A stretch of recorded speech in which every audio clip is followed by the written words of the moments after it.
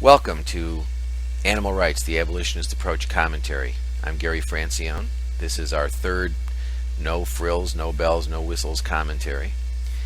The subject of this segment is Michael Vick, and in particular, the call by some animal advocates for a boycott of the NFL and of the sponsors of the Philadelphia Eagles, which is the team that's given Vick a contract. And I'd like us to think about the Vick situation for a few minutes and about whether this should be turned into yet another single issue campaign that on different levels is going to confuse the public, or whether we shouldn't use the Vick situation to try to educate people and get them to think about why it is they're upset about what Michael Vick did, and provoke them into questioning themselves about whether or not their reaction to Michael Vick should lead them to change certain things in their lives so that they become consistent with what they say they believe when they criticize Michael Vick. So is it going to be a single issue campaign, or is it going to be an opportunity for deeper, broader, vegan abolitionist education? I would like to suggest we ought to use it for the latter purpose, and I would like to suggest it provides an excellent vehicle to do so. Now, in 2007, when this issue came to light, I wrote several blog essays and a newspaper editorial that was published in the Philadelphia Daily News, the title of which was "We're All Michael Vick." Now, the purpose of the editorial was to try to react to the fact that there was an enormous response to what Vick did. And it wasn't coming just from the animal advocacy community. I mean, there was general opposition and outrage expressed by people over Michael Vick and the dogfighting. And why were people upset? Well, they were upset because Michael Vick was inflicting suffering and death on dogs for reasons of pleasure and amusement. He just thought it was fun. He enjoyed it. People thought that was outrageous. The purpose of my editorial was to say, okay, fine. What he did was terrible. But think about it for a second.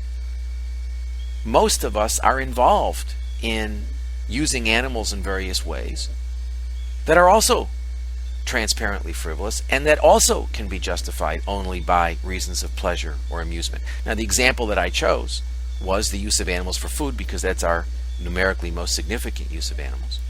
What is the best justification we have for killing billions and billions of animals every year for food? The answer is we enjoy it.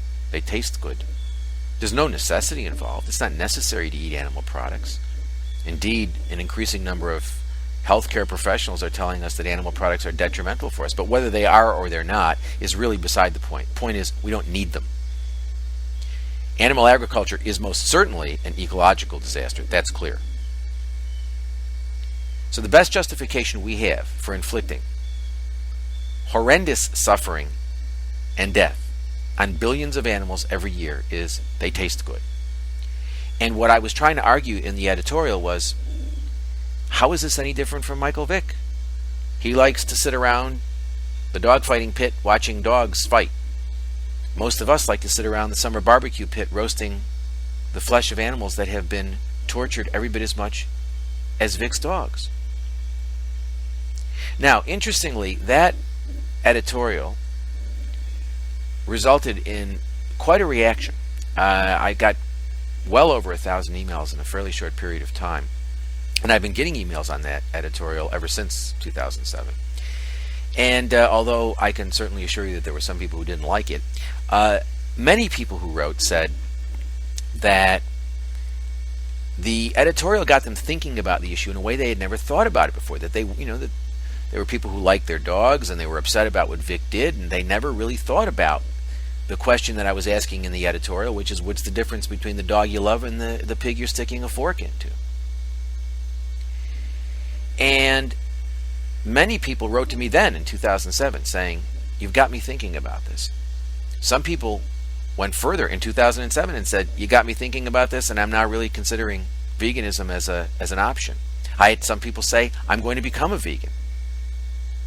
And I've had people writing me since saying, ever since I read that editorial, I've been thinking about it, I've been provoked by it, and I really don't have a good answer. I've talked about it with my friends, with my family, and I've come to the conclusion that if I do take animal interests seriously, and I do, that I really don't have a choice but to stop using them and consuming them in my own life.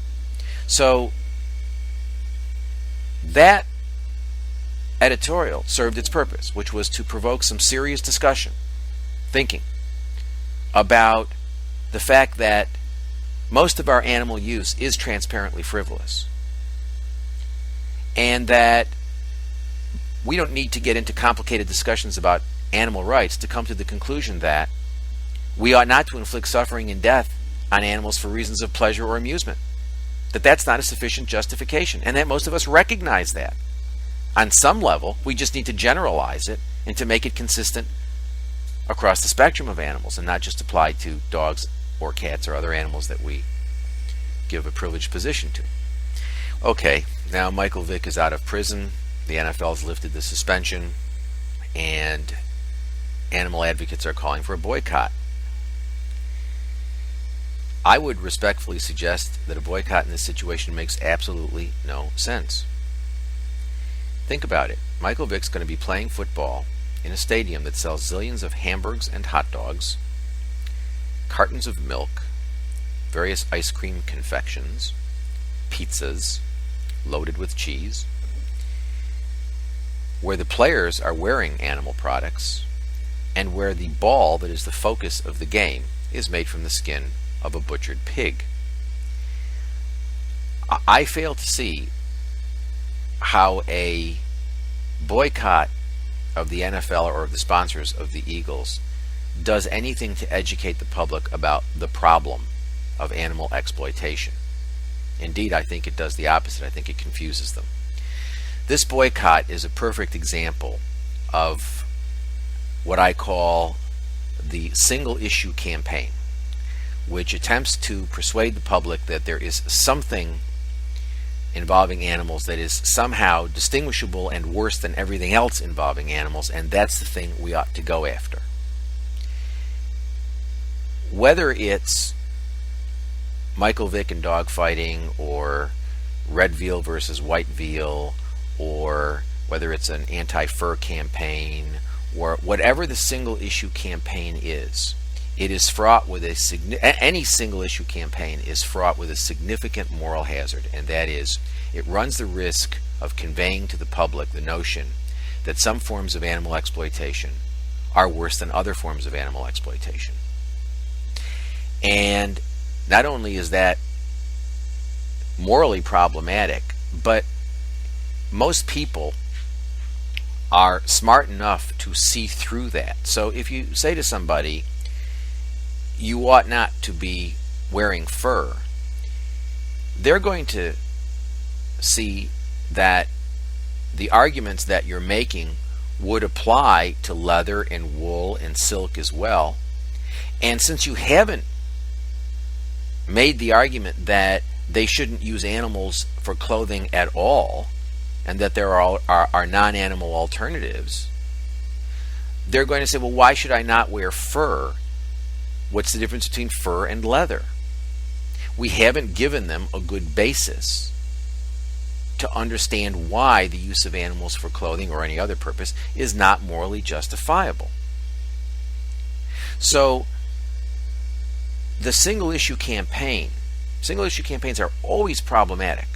They're always problematic. It's particularly problematic in this situation because we live in a society that fetishizes dogs and cats. Now, that's not to say that we don't treat dogs and cats badly, because as I mentioned in the last commentary, we do. But nevertheless, they have a privileged position. Dogs and cats have a privileged position. So by calling for a boycott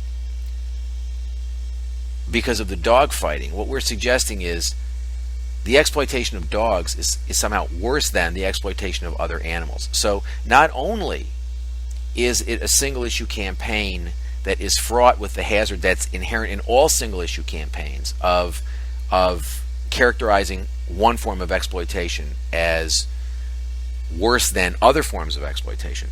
But in this case, it feeds right into the notion that dogs are different from other animals and that it's all right for us to be upset about what happens to dogs, but not upset about what happens to other animals. The Vick case presents us with an excellent opportunity to educate people. There are a lot of people out there who are very upset about what Michael Vick did. They've been upset since 2007. They continue to be upset. Now that he's got a contract, this issue has become revived and people are upset again. This is an excellent opportunity to say to people, okay, you're upset. You're upset because Michael Vick did something terrible to these animals. He tortured them, he killed them because he got a kick out of it. But we need to think about how our own activity is very much like what Michael Vick did. We may not be doing it ourselves, although some of us do. We may not be doing it ourselves, but we're paying somebody to do it. And so we're paying people to inflict suffering and death on animals because we get a kick out of it, because we enjoy the taste. This is an excellent opportunity to get people to confront what I call our moral schizophrenia.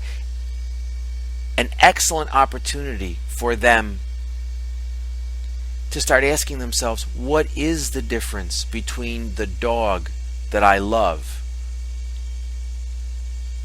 and the pig that I'm sticking a fork into, or that's being used to make a football? What is the difference?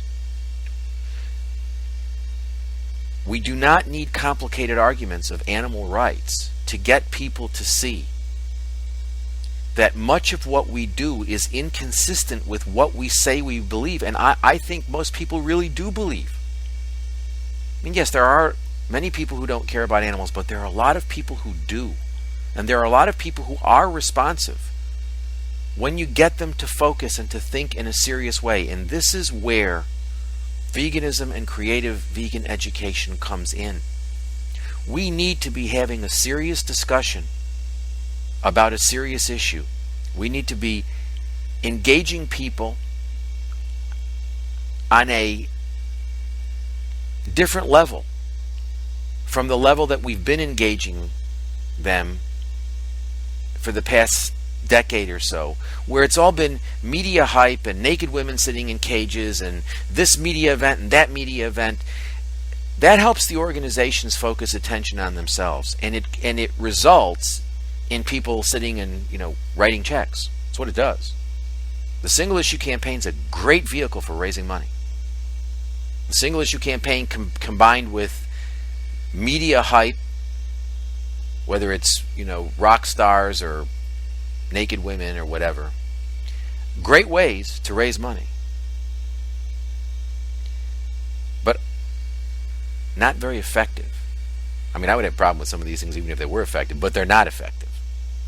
We need to have some serious discussion about the issue of animal exploitation. We're not going to get that by focusing on single issue campaigns. We're not going to get that by feeding into the notion that dogs are somehow different. So it's all right for us to be upset about the torture and death of dogs, but it's not all right for us to be upset about, or there's something peculiar about being upset about the torture and death of animals that are not privileged. The Vick case provides an excellent opportunity for us to engage others in discussion about these issues. So again, it's all a zero-sum game.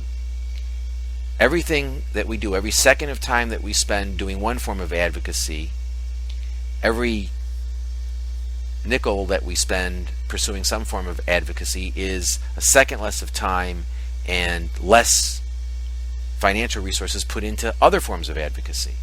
I would suggest that it would be much more effective to use the Vick campaign, or the Vick issue rather, as part of a campaign to educate people, to get them to think about why they are so upset about what Michael Vick did, and get them to focus on the fact that their reaction, their moral beliefs, are inconsistent with their own activity in many cases, and that maybe they should think about that maybe they need to think more clearly about how their beliefs and their feelings are inconsistent with what they're doing, with their own actions. Is everybody going to respond and say, oh yeah, I'm going to become vegan? No, of course not. Are many people going to be provoked into thinking about the issue? Yes. Are people going to become vegan as a result of thinking about the issue? Yes. I suggest we're not going to get very far at all by calling for a boycott of the NFL and of the Eagles sponsors. It really makes no sense. The message it sends out is very confused. Indeed, it's a very, very troubling message, because it reinforces this notion that dogs are different from other animals that we exploit. That's not the message we ought to be sending out. So in conclusion, I'm suggesting that we not use the Michael Vick situation to construct yet another single issue campaign that is going to send confused, conflicting, and problematic messages to the public. I am suggesting that we seize this opportunity to get people to think about an important issue. We are a culture that claims to accept the notion that it's wrong to inflict unnecessary suffering and death on animals. And most people really do believe that pleasure or amusement do not constitute sufficient justifications for inflicting suffering and death on animals. The problem is people act inconsistently. The problem is people can look at a situation like Michael Vick and become very upset because Vick engaged in conduct that violates that widely accepted norm, but yet they don't see they're violating it as well. We can get an interesting discussion going about this. I know I've been having it with people for 2 years since I wrote that editorial. It's probably the topic I've talked about most with people over the past 2 years has been the Michael Vick situation. You know, yesterday I was at a gas station and I was getting some gas, and it's one of these pumps where there's hoses on both sides, and there's many gas stations now, unfortunately, have these screens where you get news and advertisements, so you can't even pump your gas in peace anymore. And there was a mention of the Michael Vick situation, and the guy who was on the other side of the pump said, you know, what he did was terrible. And I said, yeah, it sure was. And he said, I don't know how I'm ever going to be able to watch an Eagles game and see that guy without thinking about those dogs. And I said, yeah, I understand. And I said, you know, there's another way of looking at it. How are you ever going to watch an Eagles game while you're sitting there eating a hamburger or a hot dog made from animals who had a life and death every bit as horrible as Vick's dogs? And the guy looked at me and he smiled and he said, that's an interesting perspective. He didn't say anything more. He said, that's an interesting perspective. He didn't get upset about the fact that I had raised the issue with him, as some animal advocates would have us believe that, you know, boy, if we raise these issues, we're going to upset people. And he said, interesting. And he smiled. Perhaps it dawned on him that from the standpoint of the animals, Michael Vick is no different from the rest of us. So I think we have an opportunity here. We have an opportunity in which we can either have people entering a stadium, passing by a demonstration of naked women who would rather go naked than watch Michael Vick play football, or we can use this situation to have a discussion about a serious issue. We can use this situation to start shifting the paradigm away from the notion of animals as things and toward the moral personhood of animals. The choice is ours. Thank you very much for listening. If you're not vegan, go vegan. It's easy. It's better for you. It's certainly better for the planet. And most importantly, it's the morally right thing to do. Visit us at abolitionistapproach.com or come to Facebook or Twitter. Thanks again.